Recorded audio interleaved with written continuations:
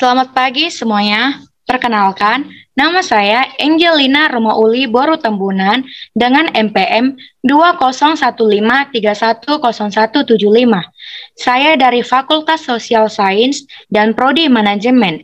Yang saya hormati Bapak Dosen Kolilul Kolik selaku pengampu mata kuliah Manajemen Pengendalian Usaha. Nah, pada kali ini saya akan membahas materi dari pertemuan 3 hingga materi pertemuan 7. Jadi, saya akan memulai membahas materi ini yaitu tentang merintis usaha baru dan menganalisis modal pengembangannya.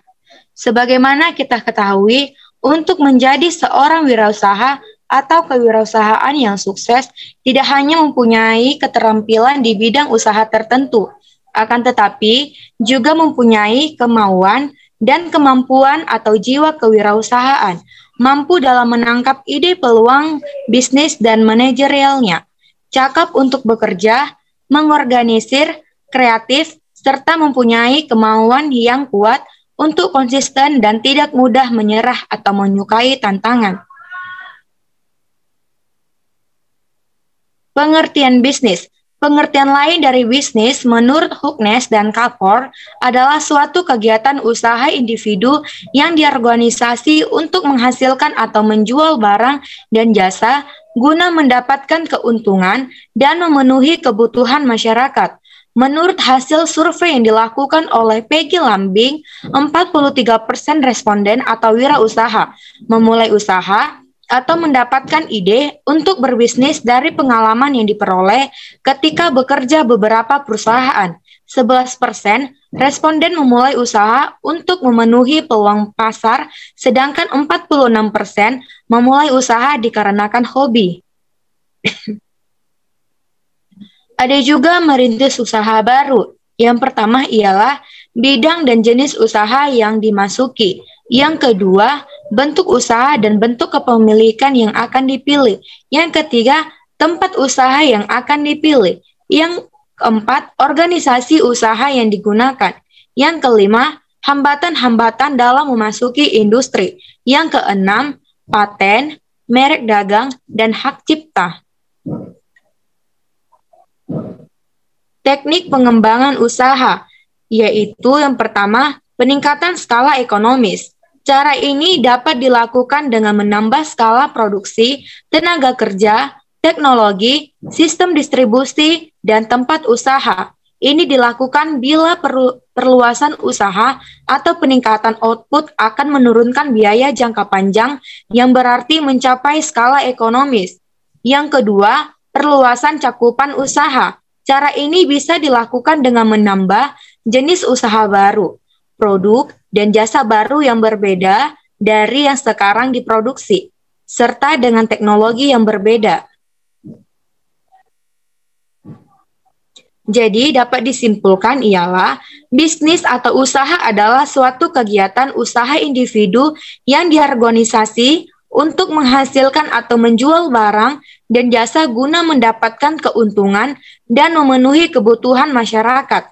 Komisi untuk Perkembangan Ekonomi mengemukakan kriteria usaha kecil, yaitu manajemen berdiri sendiri, manajer dalam pemilik, modal disediakan oleh pemilik atau sekelompok kecil, daerah operasi bersifat lokal, ukuran dalam keseluruhan relatif kecil, usaha kecil memiliki kekuatan dan kelemahan tersendiri. Bentuk kekuatannya berupa memiliki kebebasan untuk bertindak, fleksibel, dan tidak mudah goncang.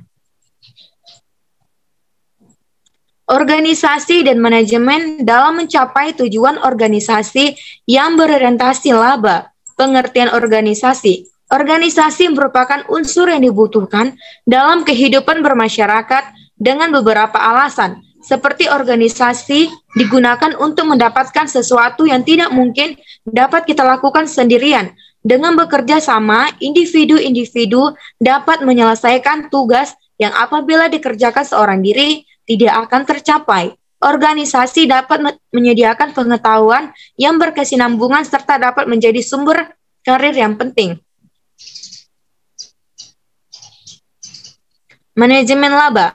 Secara umum, manajemen laba adalah upaya manajer perusahaan untuk mengintervensi atau memengaruhi informasi dalam laporan keuangan dengan tujuan untuk mengelabui stakeholder yang ingin mengetahui kinerja dan kondisi perusahaan. Istilah intervensi dipakai sebagai dasar sebagian pihak untuk menilai manajemen laba sebagai kecurangan, sementara pihak lain tetap menganggap aktivitas rekayasa manajerial ini bukan sebagai kecurangan. Alasannya, intervensi itu dilakukan manajer perusahaan dalam kerangka standar akuntansi, yaitu masih menggunakan metode dan prosedur akuntansi yang diterima dan diakui secara umum. Manajemen laba terjadi ketika para manajer yang menggunakan keputusan tertentu dalam pelaporan keuangan dan mengubah transaksi untuk mengubah laporan keuangan.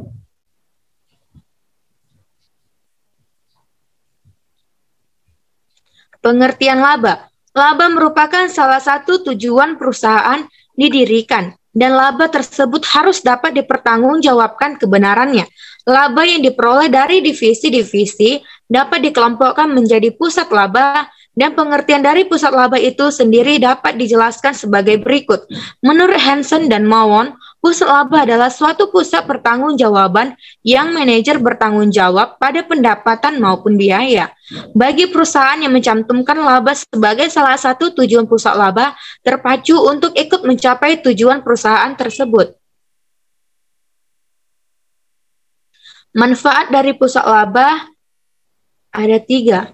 Yang pertama ialah kesadaran laba dapat ditingkatkan karena para manajer yang bertanggung jawab atas laba akan selalu mencari cara untuk meningkat labanya. Yang kedua, pusat laba memberikan informasi yang setiap pakai bagi manajemen untuk mengenai profitabilitas dari komponen-komponen individual perusahaan. Yang terakhir ialah karena keluaran yang dihasilkan telah siap, maka pusat laba sangat responsif terhadap tekanan untuk meningkatkan kinerja kompetitifnya. Kesimpulannya ialah semua bentuk organisasi di mana orang-orang bekerja bersama mencapai tujuan yang telah ditetapkan membutuhkan manajemen. Manajemen diperlukan organisasi agar usaha pencapaian tujuan menjadi lebih mudah. Organisasi profit adalah organisasi ini bertujuan untuk memperoleh keuntungan sebesar-besarnya demi kepentingan suatu golongan atau perseorangan, biasanya untuk memperkaya diri. Namun, ada pula perusahaan-perusahaan laba yang memiliki tujuan mencari keuntungan sekaligus melayani publik. Laba merupakan salah satu tujuan perusahaan didirikan, dan laba tersebut harus dapat dipertanggungjawabkan kebenarannya. Menurut Hansen dan Mawon, pusat laba adalah suatu pusat pertanggungjawaban yang manajernya bertanggung jawab pada pendapatan maupun biaya. Bagi perusahaan yang mencantumkan laba sebagai salah satu tujuan pusat laba, terpacu untuk ikut mencapai tujuan perusahaan tersebut.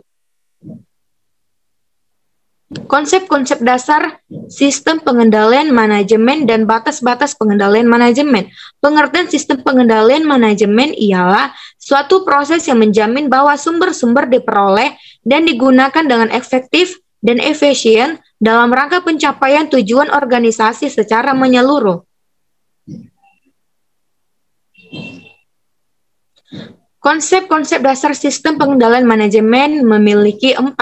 Yang pertama ialah pelacak atau detektor atau sensor. Suatu perangkat yang mengukur apa yang sesungguhnya terjadi dalam proses yang sedang dikendalikan dan juga melaporkan apa yang sedang terjadi atas organisasi. Yang kedua, penilai asesor. Suatu perangkat yang menentukan signifikasi dari peristiwa aktual dengan cara membandingkannya dengan beberapa standar atau ekspektasi dari apa yang seharusnya terjadi.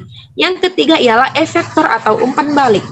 Suatu perangkat yang mengambil tindakan koreksi terhadap perbedaan yang signifikan antara keadaan aktual dengan keadaan yang diinginkan atau mengubah perilaku jika asesor mengidentifikasi kebutuhan untuk melakukan hal tersebut. Yang keempat ialah jaringan komunikasi. Perangkat yang meneruskan informasi antara detektor dan asesor dan antara asesor dan efektor. Sistem komunikasi juga memberitahukan kepada manajer apa yang sedang terjadi dan bagaimana hal tersebut dibandingkan dengan keadaan yang diinginkan. Ada juga batasan-batasan sistem pengendalian manajemen. Pengendalian manajemen berada di tengah-tengah antara formulasi strategi dan pengendalian tugas. Formulasi strategi paling tidak sistematis, fokus pada jangka panjang, mempergunakan perkiraan kasar akan masa depan, dan proses perencanaan merupakan hal penting. Sedangkan pengendalian tugas paling sistematis, fokus pada jangka pendek, mempergunakan data akurat saat ini, dan hal yang lebih penting adalah pengendalian. Sementara pengendalian manajemen sekali lagi terletak di antaranya dengan menjadikan pengendalian dan perencanaan merupakan hal yang sama pentingnya. Perbedaan antara formulasi strategi dan pengendalian manajemen, di mana formulasi strategi adalah proses pengambilan keputusan strategi baru. Sementara pengendalian manajemen adalah proses implementasi strategi tersebut. Jadi, dapat disimpulkan ialah suatu sistem merupakan cara tertentu untuk melaksanakan suatu atau serangkaian aktivitas. Sistem yang digunakan oleh manajemen untuk mengendalikan aktivitas suatu organisasi disebut sistem pengendalian manajemen. Pengendalian manajemen adalah proses di mana seorang manajer mempengaruhi anggota organisasi lainnya untuk melaksanakan strategi organisasi. Pengendalian manajemen adalah salah satu dari 3 fungsi perencanaan dan pengendalian yang ada di dalam hampir setiap organisasi. 2 di antaranya adalah formulasi strategis, yaitu proses mengidentifikasikan ancaman dan kesempatan yang sebagian besar tidak sistematis dan memutuskan suatu strategi baru sebagai wujud responnya, dan pengendalian tugas, yaitu proses memastikan bahwa tugas tertentu dilaksanakan secara efektif dan efisien.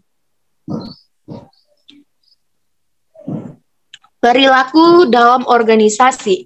Pengertian organisasi ialah sebuah wadah untuk sekumpulan orang yang bekerja sama secara rasional serta sistematis yang terpimpin atau terkendali untuk mencapai tujuan tertentu, memanfaatkan sumber daya yang ada di dalamnya. Sementara dalam dunia bisnis, organisasi merupakan sekelompok orang yang melakukan kolaborasi untuk mencapai tujuan secara komersial dengan struktur yang jelas serta memiliki budaya kerja khusus.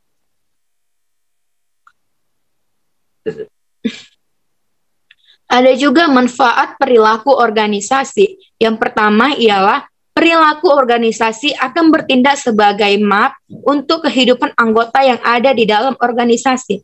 Yang kedua, melakukan penelitian yang sistematis dan berguna untuk memahami dan juga memprediksi kehidupan organisasi tersebut. Yang ketiga, perilaku organisasi akan membantu setiap individu dalam memahami perilaku mereka sendiri dan juga orang lain yang berada dalam organisasi. Yang keempat, membantu setiap manajer untuk bisa memahami dan juga mempengaruhi lingkungan dan juga kejadian ataupun masalah yang ada pada organisasinya. Yang terakhir, analisa perilaku organisasi juga akan sangat membantu mencegah adanya masalah dalam organisasi. Sistem pengendalian formal.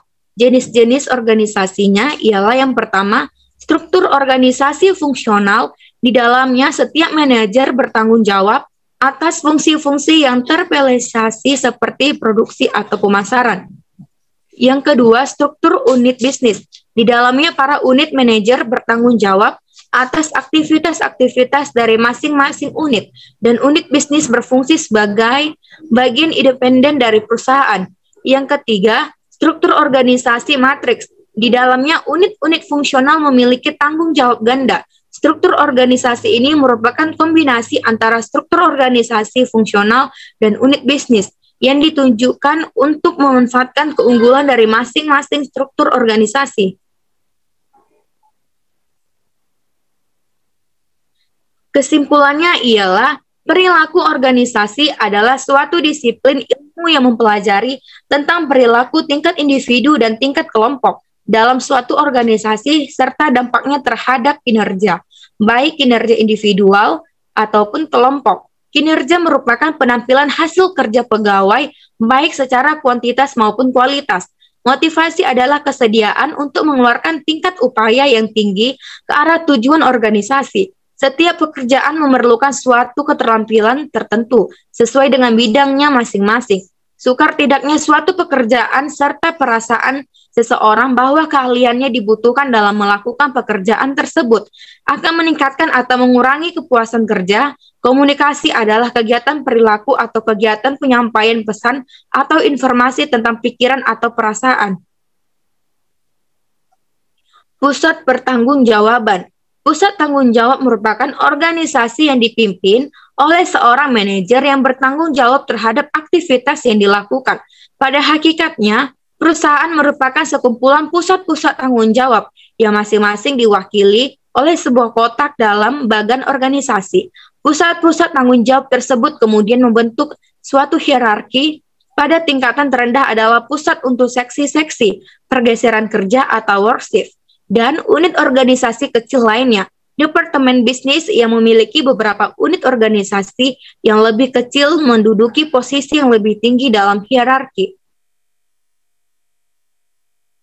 Sifat pusat tanggung jawab. Pusat tanggung jawab muncul guna mewujudkan satu atau lebih maksud. Yang dimaksud dengan cita-cita. Perusahaan secara keseluruhan memiliki cita-cita, dan manajemen senior menentukan sejumlah strategi untuk mencapai cita-cita tersebut. Fungsi dari berbagai pusat tanggung jawab dalam perusahaan adalah untuk mengimplementasikan strategi tersebut, karena setiap organisasi merupakan sekumpulan pusat tanggung jawab. Maka jika setiap pusat tanggung jawab telah memenuhi tujuannya, maka cita-cita organisasi tersebut juga telah tercapai. Ada juga jenis-jenis dalam pusat tanggung jawab. Yang pertama ialah pusat pendapatan. Pusat pendapatan merupakan unit pemasaran atau penjualan yang tak memiliki wewenang untuk menetapkan harga jual dan tidak bertanggung jawab atas harga pokok penjualan dari barang-barang yang mereka pasarkan.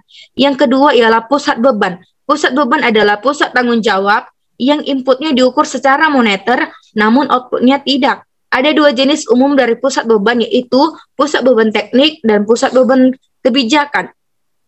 Pusat beban kebijakan adalah pusat beban kebijakan meliputi unit-unit administratif dan pendukung seperti akuntansi, hukum, hubungan industrial,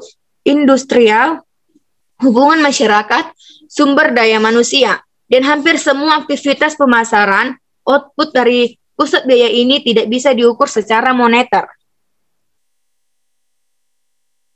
Jadi dapat disimpulkan ialah bahwa pusat tanggung jawab merupakan organisasi yang dipimpin oleh seorang manajer yang bertanggung jawab terhadap aktivitas yang dilakukan. Pada hakikatnya, perusahaan merupakan sekumpulan pusat-pusat tanggung jawab yang masing-masing diwakili oleh sebuah kotak dalam bagan organisasi. Pusat-pusat tanggung jawab tersebut kemudian membentuk suatu hierarki. Pada tingkatan terendah adalah pusat untuk seksi-seksi, pergeseran kerja atau work shift, dan unit organisasi kecil lainnya. Departemen bisnis yang memiliki beberapa unit organisasi yang lebih kecil menduduki posisi yang lebih tinggi dalam hierarki. Terima kasih. Inilah pembahasan dari materi saya, ialah dari materi pertemuan 3 hingga materi pertemuan 7. Sekian, terima kasih dari saya. Selamat pagi semuanya. TikTok, all stop.